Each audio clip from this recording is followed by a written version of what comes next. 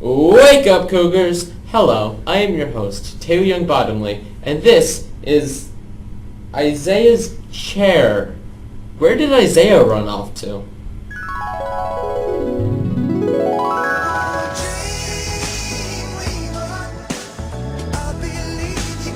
And as always, wait! Wake up, Cougars! Where'd you think you from?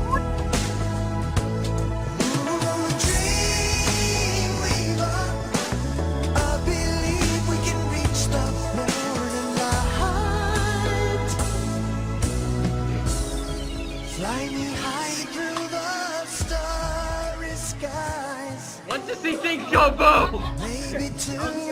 He forgot his line. Oh, that's right. He ditched me.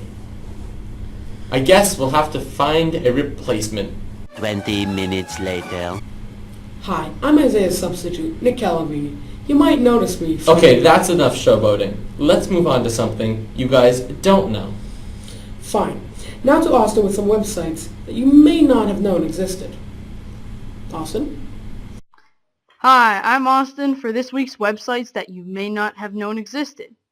For example, number 1, did you know that downforeveryone or justme.com is an actual website? This is pretty self-explanatory, but actually pretty cool. Number 2, stripcreator.com. Easily make your own online comic strips. Warning, this could be very addictive. Number 3, agoodmovietowatch.com. Do you spend all your Netflix time trying to figure out which movie to watch? Problem solved. Check out agoodmovietowatch.com. Number 4, you just never know when you're going to need a mailbox. This website tells you where the closest USPS mailbox is to wherever you are. Find it at www.payphoneproject.com/mailboxes. Number 5, for when you lose your alarm clock, phone. Set it at onlineclock.net. Thanks guys, this has been Austin for websites that you may not have known existed. No matter what we breed, we still are made of greed. This is my kingdom come. This is my kingdom come. When you pull my key, look into my eyes. It's where my demons hide. It's where my demons hide. Don't get too close. Towards the end of this school year, your brain has the most knowledge it's going to have all year. Well, until next school year. This is why juniors and sophomores should think about taking the SATs. The closest date to the end of the school year that you can take the SATs is June 7th, and with school ending right around the corner, you should definitely think about it. Make sure you sign up before May 9th. Here's some tips on how to prepare yourself for the SATs. Hi, I'm Chris. And hi, I'm Austin, and we're here for this week's SAT prep. Critical reading. Here's the first one, manage your time. You may want to work on sentence completion questions first. They tend to take less time to answer them than passage-based reading questions. All questions are worth the same number of points regardless of the type or difficulty. Number 2, reading carefully is the key. The information you need to answer each question is always in the passages. Reading carefully is the key to finding the correct answer. Don't be distracted by an answer that may look correct but is not supported by the actual text of the passage or passages. Number 3, stuck on a word? If you don't know what a word means in a sentence completion or reading passage, consider related words. Familiar sayings and phrases, roots, prefixes, and suffixes. Have you ever heard or seen a word that may be related to it? Math. Take your pick. Good news, the test does not require you to memorize formulas. Commonly used formulas are provided in a test book at the beginning of each mathematics section. It is up to you to decide which formula is appropriate. Luck of the draw. With some problems, it may be useful to draw a sketch or diagram of the given information. Process of elimination. Eliminate choices. If you don't know the correct answer to a question, it's sometimes easier to find the wrong answers than the correct one. On some questions, you can eliminate all the incorrect choices. Writing. Number 1, it's okay to be you. There's nothing wrong with I. You are asked to develop your point of view on the issue, not give a straight report of the facts. This is your opinion, so feel free to give examples that are meaningful to you, even ones from your personal life or experiences. Number 2, develop your own point of view. Developing a point of view on an issue presented in an excerpt Support your opinions or point of views using reasoning and examples from your reading, studies, experiences, or observations. Follow the conventions of standard written English. Formula for success. There are no shortcuts to success on the SAT essay. You will not receive high scores on your essay just because it is long, or has 5 paragraphs, or uses literary examples. And there you have it, some SAT tips. I'm Austin. And I'm Chris. Back to the guy. For anyone that is not taking the SATs, or even those who aren't, should prep for the Keystones. Let's go to Stephen, who will help us be better at the Keystones. Stephen? This is the Keystone Contest. We will have a Keystone question posted with the morning show every Friday until the time of the Keystones. We will rotate through biology, algebra, and literature questions. We will give the questions during the morning show every Friday, and then it will be posted in the Wake Up Cougars class in blended schools. Students can post their answers with the contest button. Every student that gets the answer right will be placed into a drawing to win a prize of a $15 lunch from Vesuvio's the following Friday.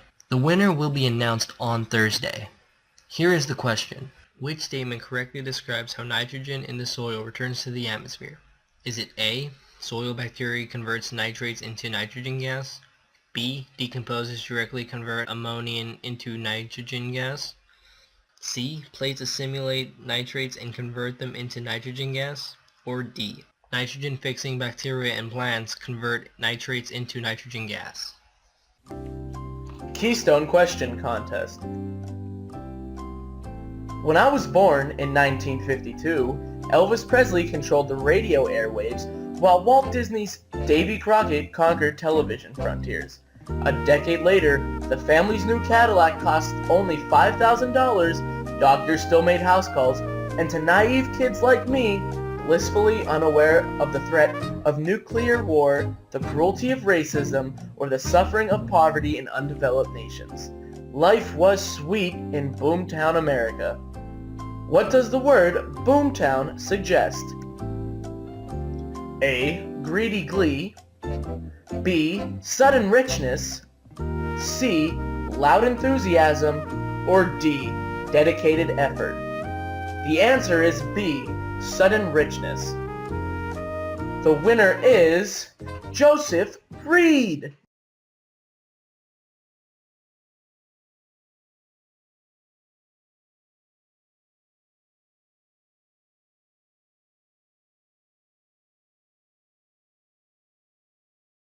Just a cheese stick. Oh, what's that? I don't know. So how about that test in Spanish? Okay, well, those great guys.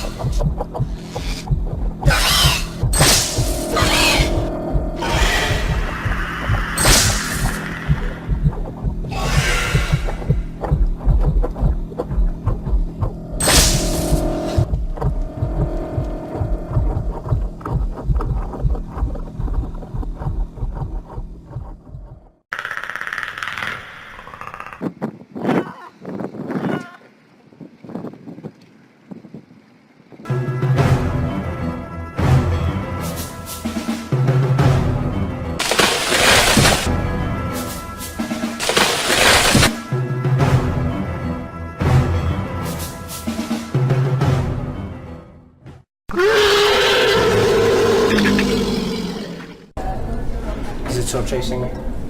Okay. Good morning, Cougars. You know who I am. Today's trivia question is, who is Captain James Kirk from the original Star Trek's middle name? I don't know. I know, isn't it James T. Kirk? T something? I don't know. Okay. Arthur. Tiberius. So what was Captain Kirk's middle name from Star Trek? John. Tiberius.